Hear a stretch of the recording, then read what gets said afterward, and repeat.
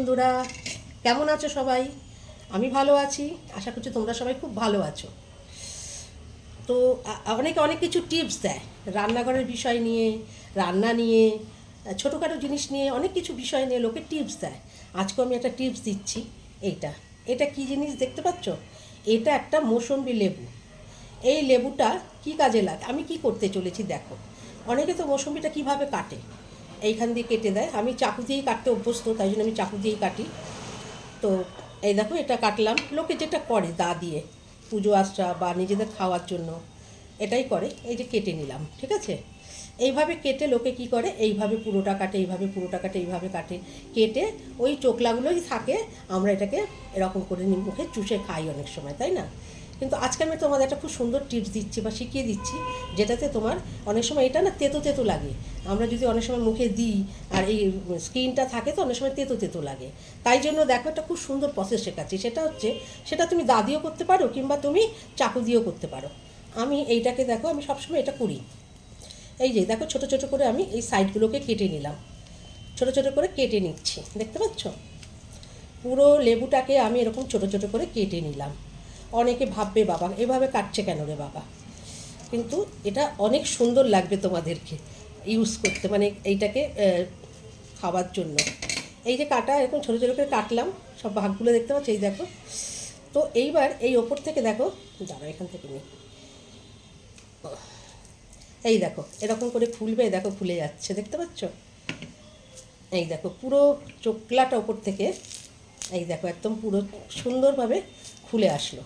এ তো বাচ্চাদেরকে দিলে অনেক সময় বাচ্চারা কী হয়, স্কিনটা থাকে তো তিতকুটে লাগে, খেতে চায় না বাচ্চারাও, বয়স্করাও তাই।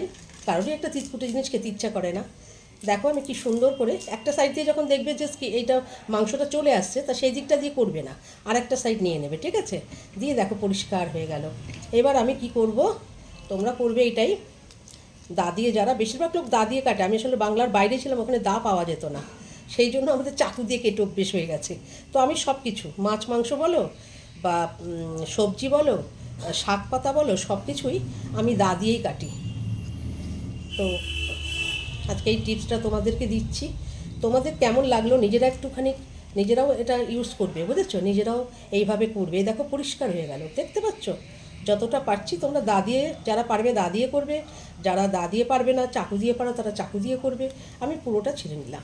এইবার এইটাকে দেখো আরামসে যেখানে যেখানে ভাগগুলো আছে সেই সব ভাগগুলোতে তুমি, হাত থেকে পড়ে না যায় তার জন্য ওখানে একটা প্লেট আছে, এই দেখো কি সুন্দর।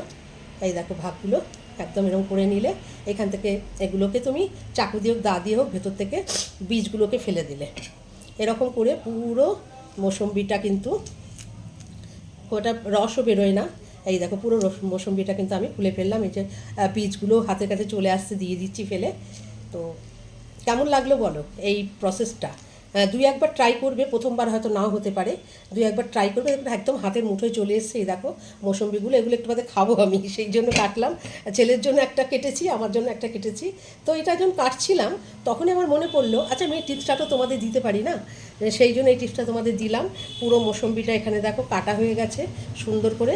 আর এখানে দেখো, এই দেখো চোকলাগুলো সব রয়েছে, এবং চোকলাগুলো সব থেকে ভালো বিষয় দেখো, একটা ফোঁটা এখানে মৌসম্বি লেগে নেই, দেখতে পাচ্ছ?